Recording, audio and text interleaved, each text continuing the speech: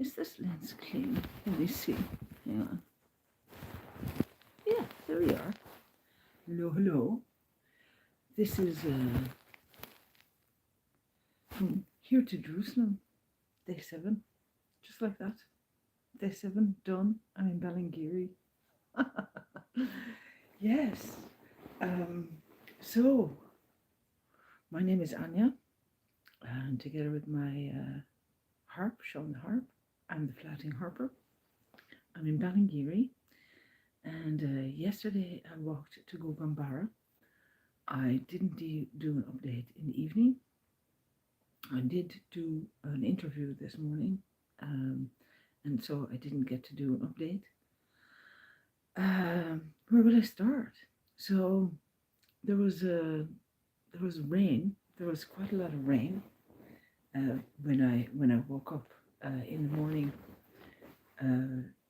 in Future Forest. That's where I was the day before. Very kindly, they had given me a caravan which had just been moved. So when I arrived there, they needed to put some electricity there. I was really tired because I had to walk the last 4 kilometers over the road, in the rain, over an R road. Now I remember why I don't like R roads. I had the opportunity to. I could have gone further uphill, but then I should have really arrived earlier, and that didn't happen. So I decided to just stay at Future Forest, and then I was thinking in the evening I would climb up from Future Forest onto the hill to go and visit the original Christy Dollard, who started Future Forest, who lives at the top of the hill. But then in the morning there was rain, and there was more rain, and I was waiting for Christy, and then there was more rain, and I was sitting about, and somebody made me coffee, and it was really good. Like the French guy who was staying in the caravan next to me, he had explained to me that I would have to navigate about 25 meters of bog. And the more I thought about it, the less I wanted to do it. So the day before I did 20 kilometers. So on day 5 I did 20 kilometers. And it was just that little bit too much. Like it was too much for my poor old body. Hang on, I need to do something. So I decided not to do that. And I took the road. So the road it was, and it was busy. You know, our roads are busy in Ireland, and there was enough traffic, and they were going fast. Like, what is it? Like, you've got an 80 kilometer per hour road, and I don't know. I don't think people actually do 80 kilometers. I think they're doing more. So, or maybe I'm just really slow. I'm still really slow. Like, that last bit getting to Future Forest.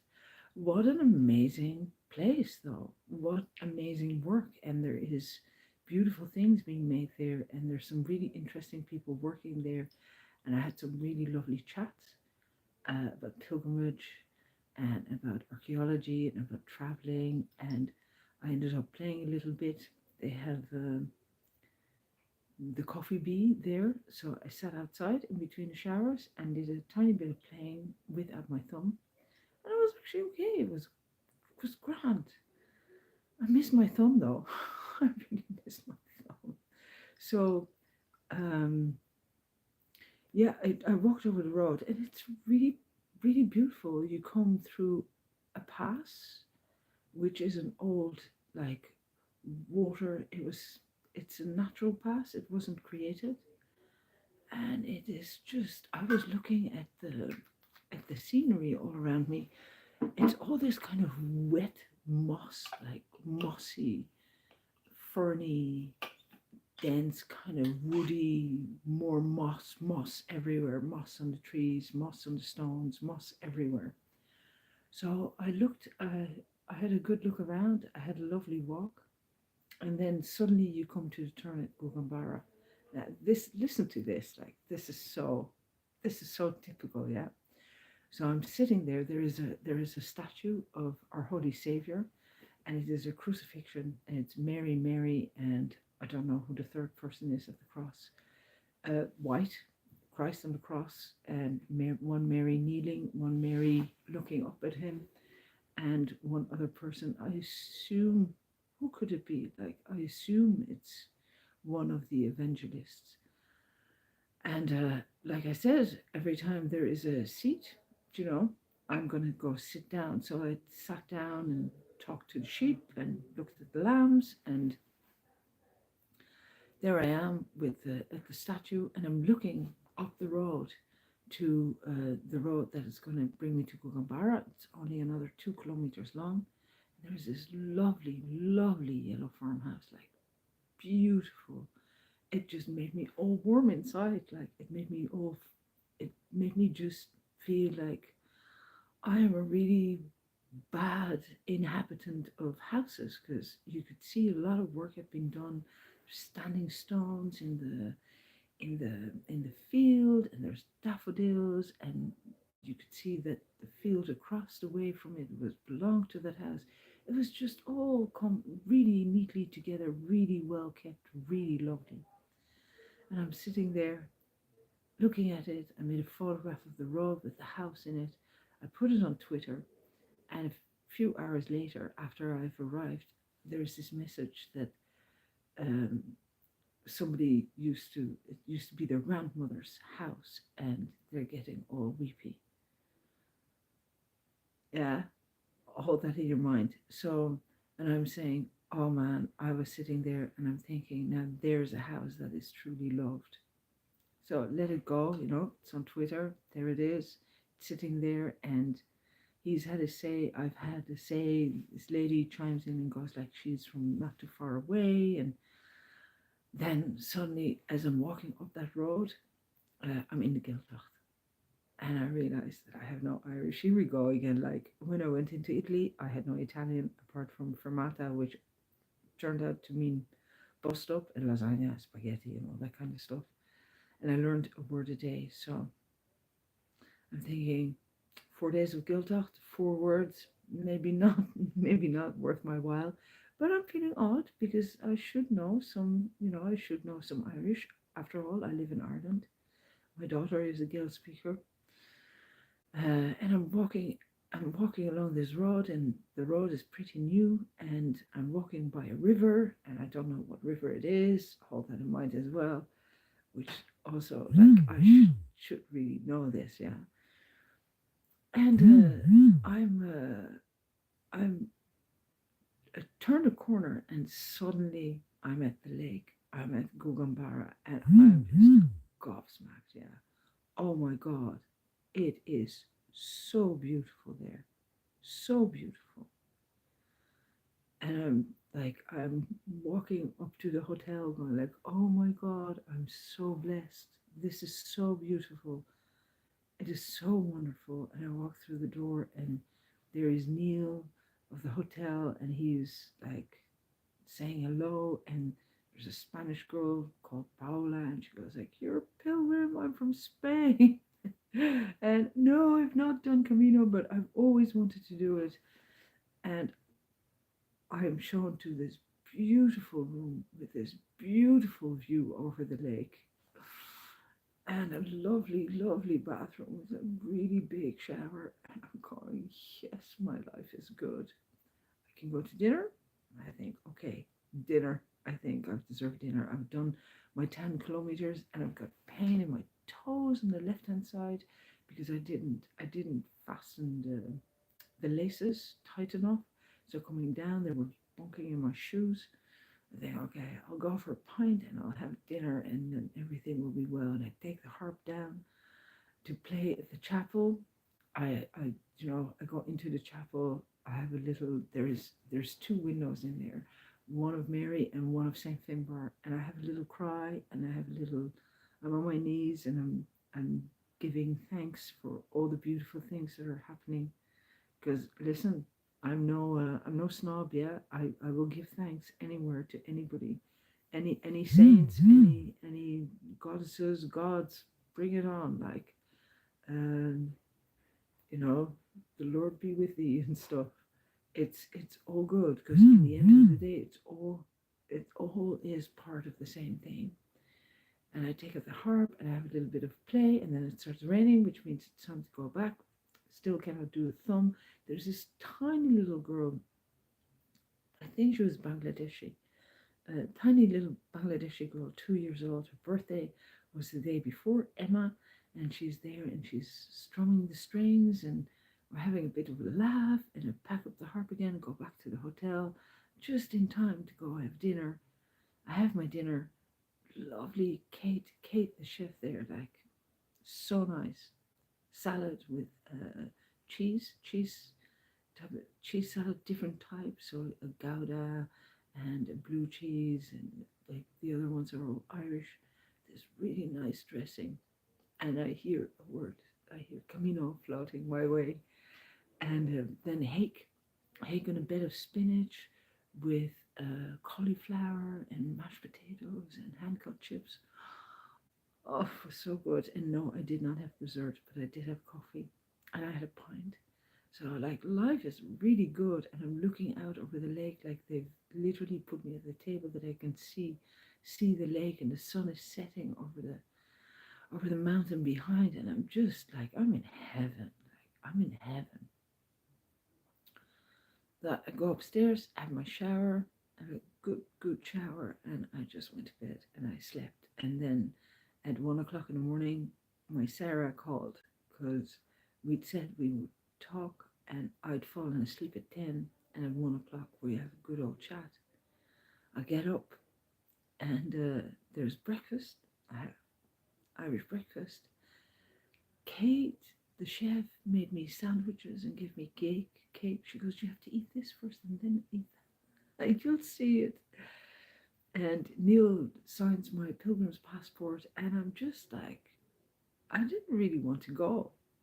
And then this woman walks up to my table, and she says, I hear you're a pilgrim. We've just had a retreat here. Turns out that Mairead Kelly, who was a harpist I know from Cork, was there the day before me, and we'd been messaging that we would like to meet on the road. So I left her a message afterwards saying like, oh, Mairead, I missed you by a day. I thought we were going to meet. Why didn't you hang on there? Why didn't you wait for me? And she got back to me, and she's going to try and meet up with me now at the end of this week. So in the next few days. And I set off to do today's walk. Now, today's walk was only 8 or 9 kilometers, but there is a little bit of a climb, and oh my God, the scenery is completely different. Like you climb out of Guogane Barra, you look back, oh, the chapel and the lake, and it was amazing. And then you go up on the hill, and it is this wild, barren, like white and orange and this slaty gray of the stone, and I'm just going like, oh. And then you go up and you go down, you go through some woodland, and then some of it is cut, and there's nobody on the roads, no cyclists, no walkers, nobody. It was so nice, so nice. And then I come down again, and I sat on a little bench, got a really wet. Oh yeah, and I did the interview with Doreen in Australia. Like she'd been asking to talk to me for a while, and I'd written an essay about the reason why I started walking Camino, which is on the soles of my feet, I think, on Facebook. And so we had done that interview. What is about what are the important bits? Why is it important to walk pilgrimage, and why do we walk pilgrimage, and what are the parts that heal us? It's interesting questions, and I look really not awake yet, but we had a really good chat. So she put up the video, and I decided to put that up instead of the update. And yeah, and then I went down, and then you have to walk, you come away, you go down. And I looked at the map.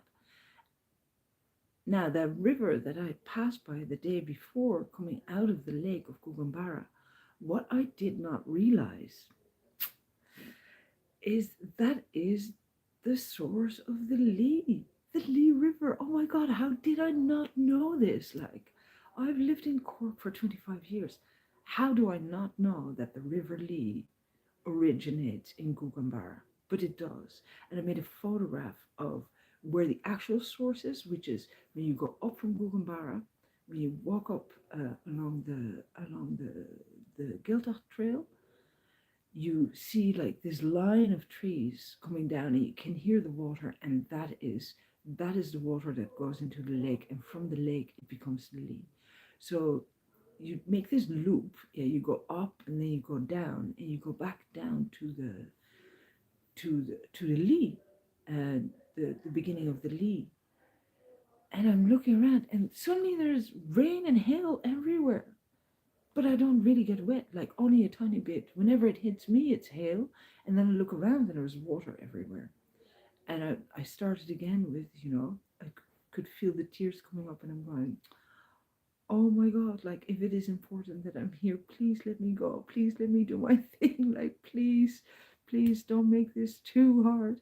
And I'm so grateful for everything. And it is so amazing to be here and look at this beautiful countryside. And look at the Lee. I learned about the Lee. Like, this is where the Lee starts. And I'm going to be following the Lee all the way to Fermoy, like where it becomes this big, massive thing. And then when you come to the bottom, instead of going over the bridge, you turn left and you go into woodland. And you go up and up. And then you're sent up this like wooded path with no path. It's just grass. And I'm thinking, yeah, now here we go. This is it. Yeah, here we go. Here we finally go. And I'm climbing, and I'm taking my time, and I'm taking it all in, and I can feel the trees coming closer around me, and the sun is shining, and it's feeling really good.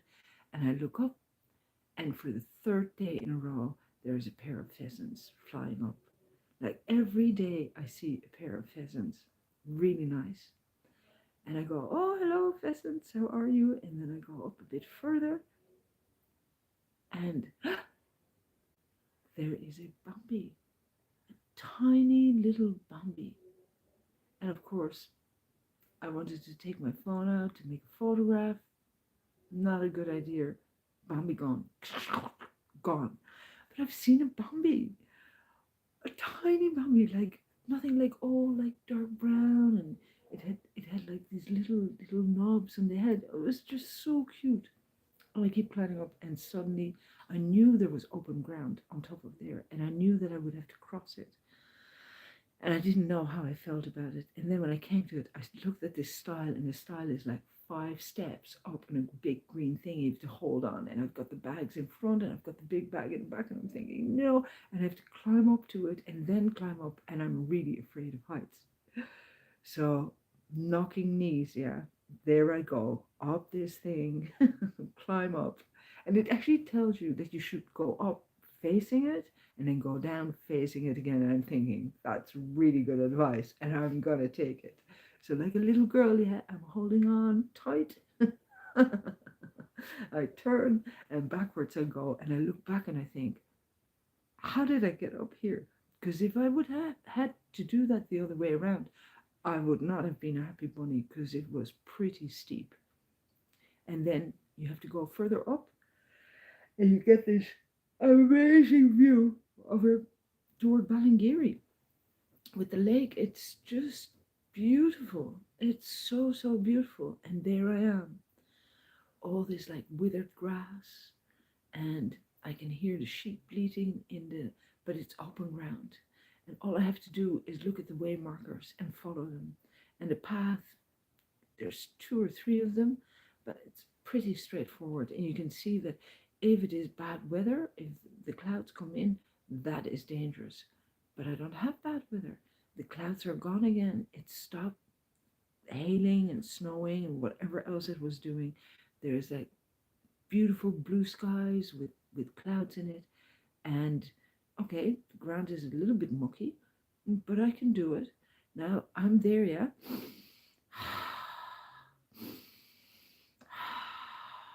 With my stick going, trying to find out, sometimes the stick goes through, that I can't put my foot there. And then when it's hard, I can put my foot there. And I'm getting all these memories of being out in the Alps and trudging up those mountains. And I'm thinking, do you know what? The Alps are actually pretty okay compared to all the bloody wetness. It's so boggy up on top of those hills, yeah. So you really have to watch out. And then I was like, how heavy am I? I'm about 80 kilos. So with the bag, I'm 100 kilos. And this morning I took some stuff out again, whatever I could took out, whatever I could part with, pieces of paper, I let them go. And yeah, there I go. There I went. And I did it. I did it. I actually did my first day on open ground. And the views were spectacular. And I felt amazing. And then I had to do another style. And then I had to do another style. So I did 3 of them in total. And then you cross one of the little rivers that flows into the Lee, that flows into a lake, and then it comes out. I'll see that tomorrow now. When I head towards Ballingeary, it becomes bigger. And yeah, then I realized that I, I had read the message right. I wasn't supposed to arrive in Ballingeary until tomorrow. So suddenly I'm thinking, I may not have a bed because this lady I'm staying with, she's a really good friend of one of my neighbors, and like maybe she's busy. And then I checked the message that I'd sent her earlier to say, I'm really sorry, my brain is not working. I don't know what's going on, but is it okay if I come a day earlier? And I say, I've sent it to the wrong phone number.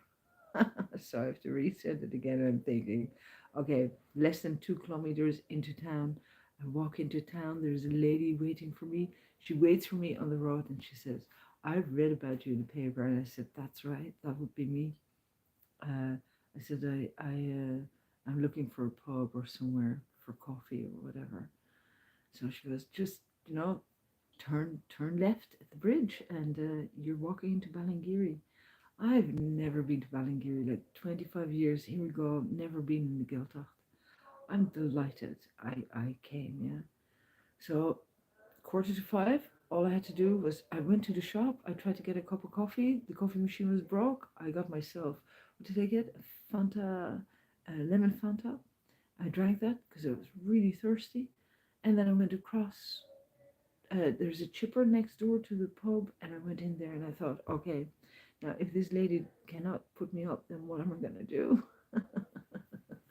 Now, as I walked down of the moor, whatever you'd like to call it, like of the boggy ground, I passed by a house and I saw an English ridge, and this man had come up, and I thought, I'd say he's English, and I kind of said hello, and he kind of looked at me and went, and that was really it. I hadn't paid any attention to it otherwise.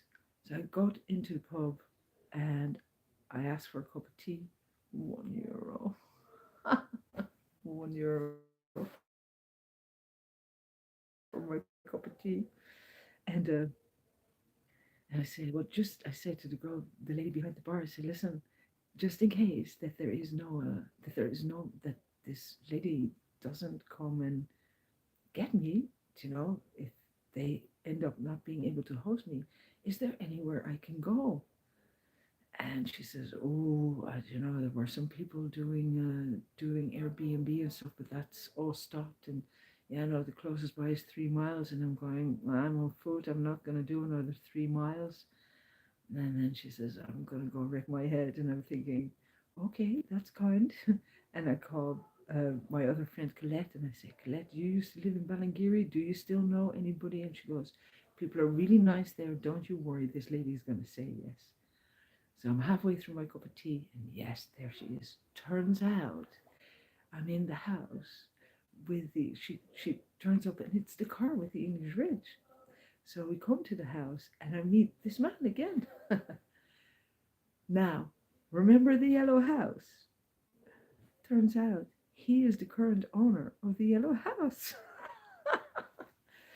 So me back on Twitter saying to this guy, how many coincidences does it take for anybody, for me to realize, or for anybody to realize that there are no coincidences? Like, how is that possible? First I talked to the guy whose grandmother lived there, and then I'm talking to the guy who actually owns it, and he's telling me that they had like lightning struck the house. Yeah, there were people living in it, and he showed me photographs of what it used to look like before he bought it, and so I'm telling him, and then what it looks like now, and I said to him like, that's amazing, because that house really looked loved, and here I am. I'm being hosted by the family who the boy in the house, he actually did up that farmhouse. I mean, how is that possible? That's insane, right?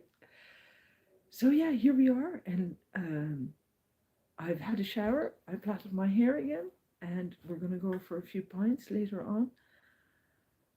I am just over the moon. I navigated open ground from waymarker to waymarker through the muck and the bog and around, and I didn't sink in, and my full 100 kilos dragged them over those stiles. And I'm really glad I didn't do it earlier. I couldn't have done it with the wind the other day, and I also don't think I could have done the incline on my own 2 days ago. So day 7, I've conquered my first bit of open ground. Now I'm ready to take on tomorrow. Ballyvorney, no idea where I'm going to stay. Now, I got a phone number from Mary Mukhalifal, who, of course, berated me when I was in Italy about not drinking too much because it was making me so emotional. And of course, she was totally right. And I always take her advice. She's in Clare. She's trying to come down to walk with me for a day. So Mairead Kelly, the harpist, is also going to come and walk with me for a day. And my friend Maeve, with the baby, they'll be coming back to walk with me as well. Ballyvorney, after Ballyvorney, it'll be Mill Street. I have to call the guy I was working for, James, because his parents have a pub not too far away from Mill Street, and I'm hoping to stay with them.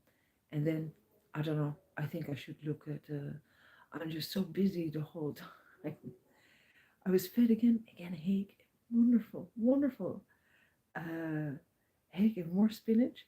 I'm just, yeah, I'm feeling really good. So day 7 was a total success. I'm very, very happy. I've got a bed. I made it there earlier. I've had a shower, and I'm going to go down now and be polite and talk to my hosts. And yeah, hopefully I'll see you all again tomorrow. My name is Flauting Harper, Anja and Sean the Harp, and I'll talk to you soon. Good night.